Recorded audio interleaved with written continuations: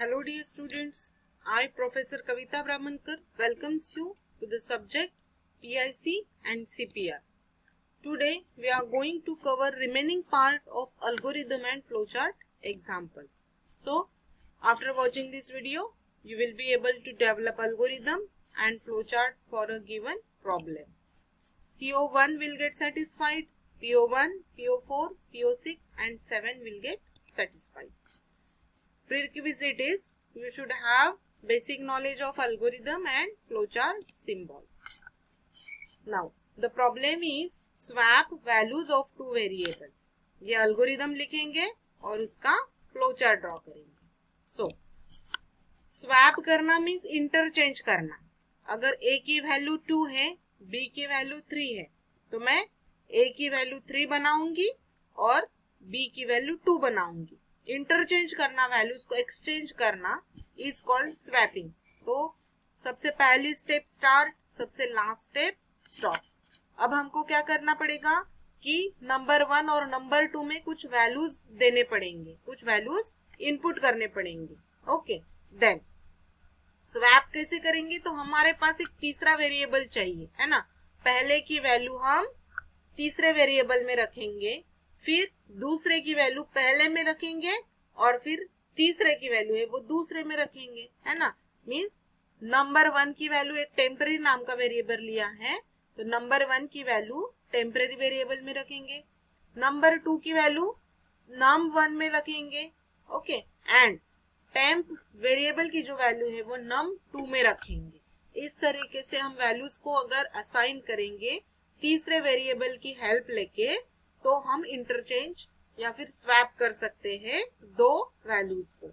फिर स्वैप हो गई, अब प्रिंट करेंगे, डिस्प्ले करेंगे. नंबर 1 की वैल्यू तो नंबर 2 की वैल्यू नंबर 1 में आ गई और नंबर 1 की वैल्यू यहाँ पे टेम्प में स्टोर्ड थी तो वो आ गई नंबर 2 में. फिर प्रिंट कर देंगे और स्टॉप करेंगे. तो इसके लिए एल्गोरिथम फ्लोचार्ट स्टार्ट, रीड करेंगे जो भी वैल्यू इनपुट करेंगे, इसलिए पैरेललोग्राम इनपुट है, इसलिए पैरेललोग्राम. देन ये प्रोसेस है असाइन करना वैल्यूज को, इसलिए रेक्टेंगल. नंबर 1 की वैल्यू टेम्प वेरिएबल में, नंबर 2 की वैल्यू स्टोर करेंगे नंबर 1 में एंड टेम्प की वैल्यू स्टोर करेंगे नंबर 2 में. प्रिंट करेंगे या फिर आप डिस्प्ले भी लिख सकते हैं. प्रिंट नंबर 1 की वैल्यू एंड नंबर 2 की वैल्यू एंड देन स्टॉप. तो ये हो गया हमारा एल्गोरिथम और इसको ट्रेस करके देखेंगे, वैल्यूज इनपुट करके देखेंगे. नंबर 1 में लिया है मैंने 5, नंबर 2 में लिया है 7. इनको हमने रीड कर लिया. अब हमारा एल्गोरिथम बोलता है कि नंबर 1 की वैल्यू टेम्प वेरिएबल में स्टोर करो. तो नंबर 1 की वैल्यू क्या थी 5, तो ये 5 वैल्यू हमने टेम्प में स्टोर किया, तो हो गया टेम्प इक्वल्स टू 5. नंबर 2 की वैल्यू नंबर 1 में स्टोर करो. नेक्स्ट स्टेप क्या थी, नंबर 2 की वैल्यू नंबर 1 में असाइन करो. तो नंबर 2 की वैल्यू थी 7, तो 7 वैल्यू हमने नंबर 1 में असाइन कर दी. अब थर्ड स्टेप क्या थी, टेम्प की वैल्यू नंबर 2 में स्टोर करो. टेम्प की वैल्यू नंबर 2 में स्टोर करो. तो टेम्प की वैल्यू क्या थी ऊपर 5, तो 5 ये जो वैल्यू है नंबर 2 में स्टोर कर रहे. तो देखिए पहले num1 था 5, अब num1 बन गया 7. पहले num2 था 7, num2 बन गया 5. इस तरह से हमने वैल्यूज को स्वैप किया, अदला बदली की वैल्यूज की. देन प्रिंट करेंगे नंबर 1, अब नया नंबर 1, नंबर 1 की वैल्यू क्या हो गई 7, नंबर 2 की वैल्यू हो गई 5. इस तरीके से हमारा एल्गोरिथम है. Then find greatest of 3 numbers. हमारे पास कोई भी 3 नंबर दिए हैं, उनमें से कौन सा नंबर ग्रेटर है वो हमको फाइंड आउट करना है. तो कैसे, 3 नंबर हम इनपुट करेंगे कोई भी, देन कंडीशन चेक करेंगे. कंडीशन है इसलिए डायमंड के अंदर हमने कंडीशन लिखा है. कंडीशन एक तो ट्रू रहेगी, मीन्स यस, आप यहाँ पे ट्रू भी लिख सकते हैं, यहाँ पे फॉल्स मीन्स टी और एफ लिख सकते हैं. ओके, हमने यस और नो लिखा है, आप ट्रू और फॉल्स भी लिख सकते हैं. अब अगर a की वैल्यू b से ग्रेटर होती है एंड a की वैल्यू c से ग्रेटर होती है, देखिए दोनों भी केस में कौन ग्रेटर है, a ग्रेटर है. ओके, ए बी से बड़ा है एंड ए सी से बड़ा है। दोनों भी केस में कौन बड़ा है, कौन ग्रेटर है, ए। तो हम प्रिंट कर देंगे। अगर ये कंडीशन ट्रू है, कंडीशन ट्रू है मीन्स यस, अगर कंडीशन ट्रू है यस तो प्रिंट करेंगे कि ए इज ग्रेटर। लेकिन अगर कंडीशन फॉल्स है, कंडीशन फॉल्स है मीन्स हमारे पास अब दो ऑप्शन है, एक तो बी भी बड़ा हो सकता है और सी भी बड़ा हो सकता है। ठीक है, तो बी के लिए कंडीशन चेक करेंगे, B is greater than C and B is greater than A. B C से बड़ा है क्या एंड बी ए से बड़ा है क्या? अगर वो दोनों से बड़ा है तो प्रिंट करेंगे यस। अगर बड़ा है मीन्स यस, कंडीशन ट्रू है यस, तो प्रिंट करेंगे कि B is greater. Okay, print करेंगे बी इज ग्रेटर।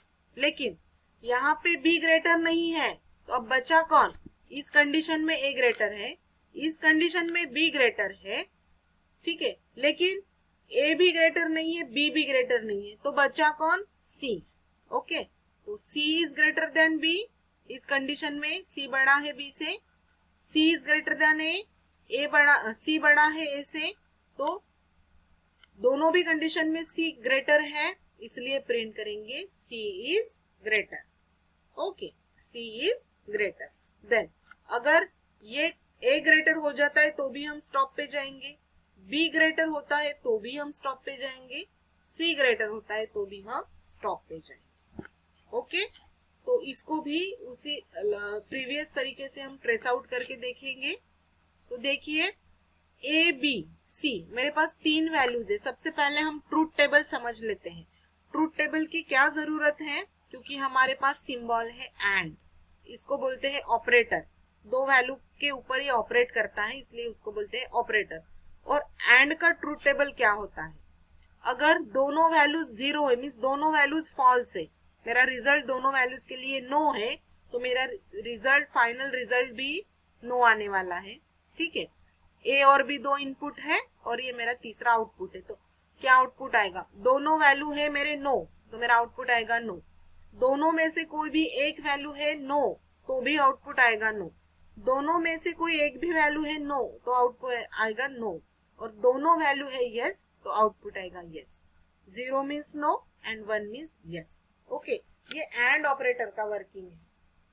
तो देखिए a इक्वल टू 5 लिया हमने, b इक्वल टू 3 लिया एंड c इक्वल टू 8 लिया। अब देखो पहली condition, a is greater than b, 5 is greater than 3 and a is greater than c, 5 is greater than 8।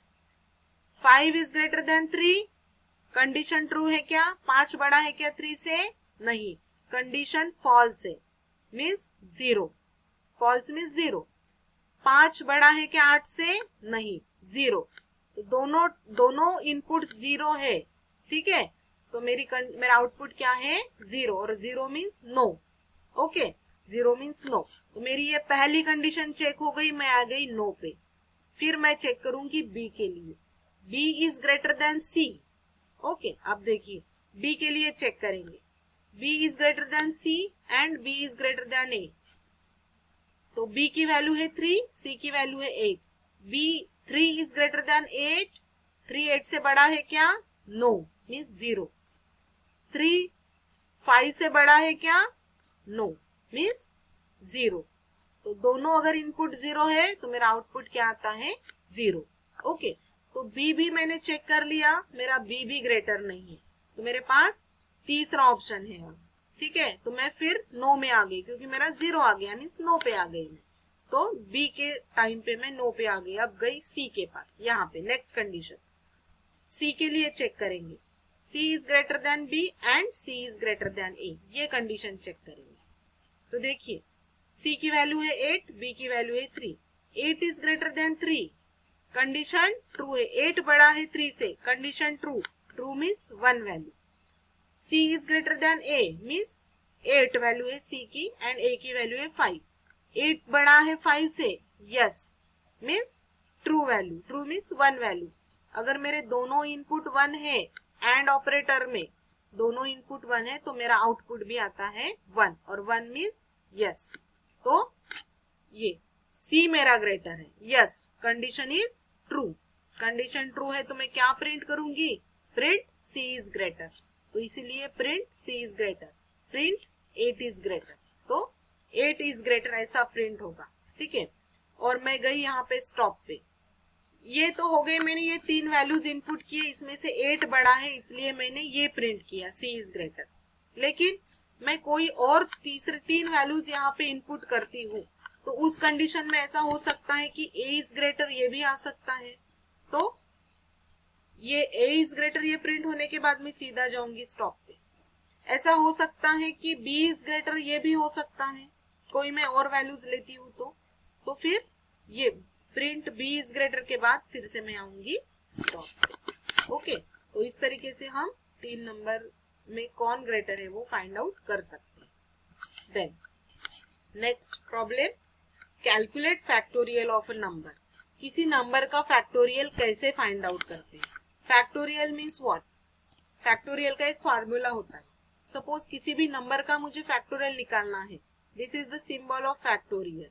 Okay, 3 का फैक्टोरियल निकालना है मुझे, तो मैं फॉर्मूला अप्लाई करूंगी 3, जिसका भी निकालना है वो नंबर पहले 3 इंटू उससे एक नंबर छोटा 3 इंटू 2 फैक्टोरियल, ठीक है, 2 का फैक्टोरियल, उसके बाद 3 इंटू, अब 2 का फैक्टोरियल निकालना है तो 2 लिखूंगी, 2 से एक छोटा कौन है 1, सो 2 इंटू 1 फैक्टोरियल, और 1 का फैक्टोरियल मीन्स 1 इंटू 1, 1 इंटू 1, 0 हम कंसिडर नहीं करेंगे, सो 3 इंटू 2 इंटू 1, ये आंसर आता है 6। इस तरीके से ये फॉर्मूला होता है फैक्टोरियल निकालने। तो अब हम निकालेंगे फैक्टोरियल। सबसे पहले ये देखिए, start fact equals to 1, fact नाम का वेरिएबल लिया है, ठीक है, इसको 1 बना दिया है, और नम इक्वल्स टू 0, ठीक है, नंबर की वैल्यू सबसे पहले हमने 0 बना दी है। ओके, देन रीड नम, मैं यहाँ पे कोई भी नंबर एंटर करने वाली हूँ जिसका मुझे फैक्टोरियल निकालना है। जैसे मैंने यहाँ पे 3 एंटर कर दिया, 3 का फैक्टोरियल निकालना है। अब चेक करना है, is number greater than 1, number 1 से बड़ा है क्या, 1 से अगर छोटा होगा या 1 होगा तो मैं उसका फैक्टोरियल निकालने की जरूरत ही नहीं है, क्योंकि 1 का फैक्टोरियल 1 ही आता है। तो 1 से जो भी नंबर बड़ा है उसका फैक्टोरियल हम निकाल सकते हैं, इसलिए मैंने कंडीशन लिखा है num is greater than 1, means 3 is greater than 1 है क्या, यस। अगर है तो मुझे फॉर्मूला अप्लाई करना है, फैक्ट इक्वल्स टू, ये एरो है, इसको बोलते हैं असाइनमेंट ऑपरेटर, इसके जगह पे आप इक्वल टू भी लिख सकते हैं। Fact equals to fact into num, okay, fact equals to fact into num. अब देखिए यहाँ पे फैक्ट इक्वल्स टू 1 हो गया, नम इक्वल्स टू 0 हमने असाइन कर दिया। अब मुझे 3 का फैक्टोरियल निकालना है तो मैंने 3 लिखा है यहाँ पे। नम इज ग्रेटर देन 1, 3 1 से ग्रेटर है क्या, यस है, इसलिए हम नीचे गए और फॉर्मूला अप्लाई किया, fact equals to fact into num. फैक्ट की वैल्यू सबसे पहले क्या है 1, तो 1 इंटू नम की वैल्यू क्या है 3, 1 इंटू 3 3, तो फैक्ट इक्वल टू 3, ये हो गया। उसके बाद नंबर को 1 से माइनस करना है, बराबर है, नंबर को 1 से माइनस करना है यहाँ पे, सो नम इक्वल्स टू नम माइनस 1, तो 3 माइनस 1, नम की वैल्यू हो गई 2। अब फिर से चेक करेंगे, num is greater than 1, 2 is greater than 1 है क्या, यस, अगर है तो फैक्ट इंटू नम, ठीक है, तो फैक्ट की अभी न्यू वैल्यू फैक्ट की क्या है 3, तो 3, और नम की न्यू वैल्यू क्या है 2, तो 3 इंटू 2 6, ठीक है। फिर नम की वैल्यू 1 से कम हो जाएगी, यहाँ पे आएंगे नम की वैल्यू 1 से कम हो जाएंगी, नम इक्वल्स टू नम माइनस 1, तो नम की वैल्यू थी 2, 2 माइनस 1, तो 1, नम की वैल्यू है 1। अब फिर से जाएंगे यहाँ पे, is num is greater than 1, num की वैल्यू है 1, 1 is greater than 1, condition false, 1 1 से छोटा होता है क्या, नहीं, कंडीशन फॉल्स है। कंडीशन अगर फॉल्स है तो हम प्रिंट करते हैं फैक्ट की वैल्यू, तो फैक्ट की वैल्यू क्या है यहाँ पे 6, और देन स्टॉप। तो इस तरीके से हम फैक्टोरियल निकाल सकते हैं। तो यहाँ पे हमने एल्गोरिदम और फ्लोचार्ट लिखा है सेम उसी तरीके से, और मैंने आपको ये ट्रेस करके भी बता दिया है।